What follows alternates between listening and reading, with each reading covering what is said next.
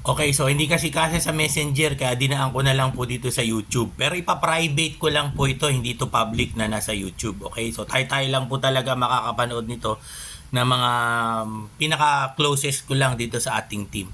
Okay, so umpisahan po natin. Una yung raffle. Kakaiba siya, no? Kasi this time, hindi ka na mag-i-invite, kundi mag-i-invest ka.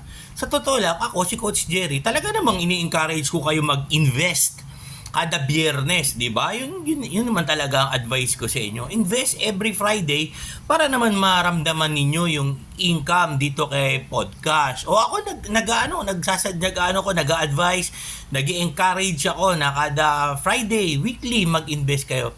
This time, sila mismo nagsabi na add invest kayo. So parang hindi usual, hindi common kasi dapat tayo mga member ang magsalita noon. So according po sa office, according po sa ating CEO, kaya daw po ganun ngayon yung raffle natin kasi last 2 weeks na may mga nagko-comment po, nagsasalita na, "Ma'am, paano naman kami na hindi marunong mag-invite?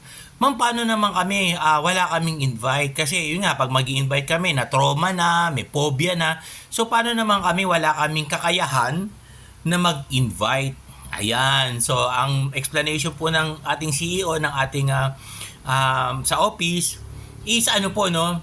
Ito naman daw yung chance na makasali yung mga hindi marunong mag-invite. Ayan. So, mag-i-invest lang. Anyway, what is 3,000? Para din naman takalaga sa kanila yun. Okay? So, yun po. Maganda na explanation, no? This coming raffle is para sa mga taong, tama naman, hindi makapag-invite o hindi ganun kagaling mag-invite. Kasi nung mga nakaraan, puro mga team leader yung mga nanalo, lalo na po yung yung 1,000, puro mga team leader po ang nanalo, no? Maraming mga slot, maraming mga entries. So this time, pagbibigyan naman, pasensya na po ang kati ng aking opera. So this time, pagbibigyan naman daw niya yung mga mga hindi marunong mag-invite. Ayan. So sila naman daw ang chance na manalo. Okay. So na-solve na po yung po yung clarification, may kinalaman sa ating raffle. Dito naman tayo sa promo. So alam naman natin, no, yung ating mga guts na pag nagpo-promo ang isang company is yun yung sign na tatakbo na siya. Okay? So yun din ang isa sa mga binabantayan natin. Tingnan natin kung magpapapromo si Ma'am, magpapapromo si Podcast, tatakbo na yan, o ibang kumpanya, gano'n, di ba? Nagpa-promo ng malalaki, 300 ROI, 250 ROI, tumakbo na. Okay, so pakinggan nyo po yung akin namang pagkakaintindi sa sinasabi nila Ma'am, no, ni Ma'am CEO tsaka ng office. Ganito po yun. Hindi naman kataasan yung ating promo, 140 lang. Kasi ang sabi ni Ma'am, for the last 2 days, ang lalaki ng panalo ng podcast. Okay, so nung sumali po ako, ang mga panalo lang ni podcast sa trade is 12 million, 13 million, 16 million, ganun po yun. And nung time na yun, 1,000 pa ang member ni podcast. So kasya po yung 12 million, 13 million, paghahati-hatian ng mga member ni podcast na for example 1,000.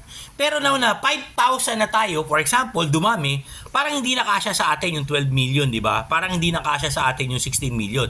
Delikado yung 5,000 tayo, tapos paghahati-hatian natin yung 12 million, nung 1,000 nga, pinaghahati-hatian na yon. So ngayon na 5,000 tayo, sabi niya, dumami yung mga investment, dumami yung pera na pwede niyang i-invest. Para bang, in other words, dumami yung pera na pwede niyang itaya.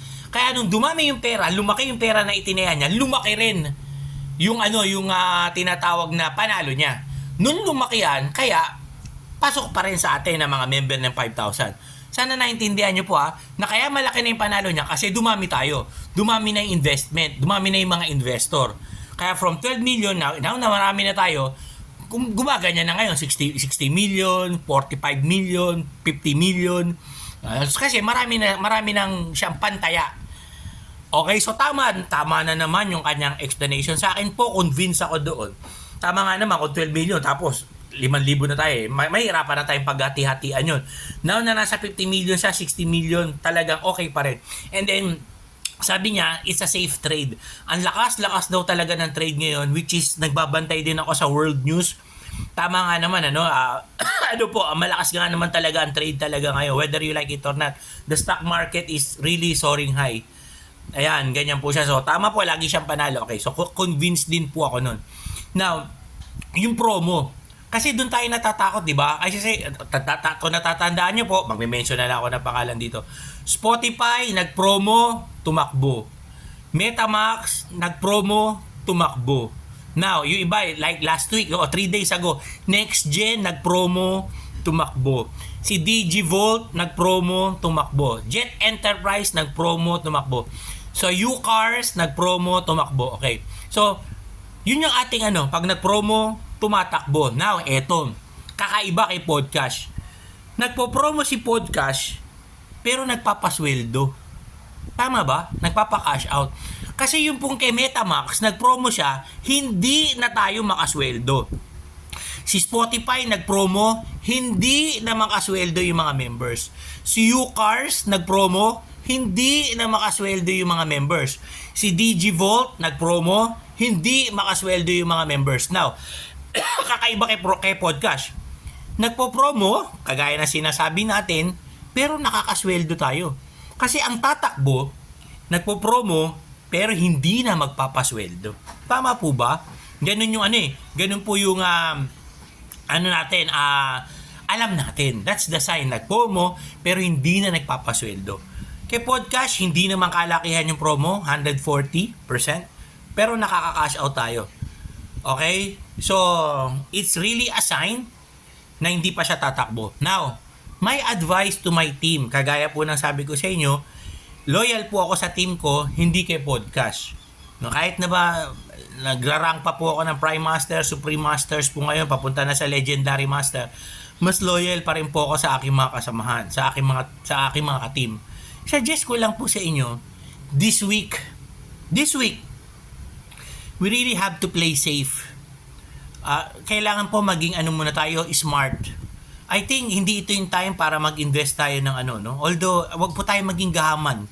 Wag po tayo maging sobrang swapang. Tandaan nyo po, nandito tayo para lang makabawi. Para magkaroon lang ng income. Tama ba? Di ba yun yung ating intentions? Makabawi, magkaroon ng income. Kalimutan at iwasan po natin maging swapang. Maging sakim. Yan lang po ang aking advice. So this week, wala po siguro mag-i-invest ngayon ng mga malalaki. Good thing na mag-invest lang po tayo ng 1,000, 2,500. Okay lang po yun kahit wala akong income. Di ba? Nakadepende yung aking income, walang plastikan. Sa i-invest ninyo, 10% ako dun Pero, mahal ko po yung aking team. Sige lang, kahit wala po akong 1 linggong napakalaking income. Basta kailangan hindi rin po kayo masaktan. Importante po na hindi kayo ma-depress o ma-stress. Maulit yung mga nangyari sa atin dati.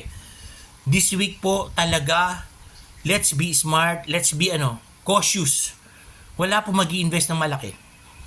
Tama na po siguro yung 1,000, 2,500, just to play safe. Pakinggan nyo po ang aking advice.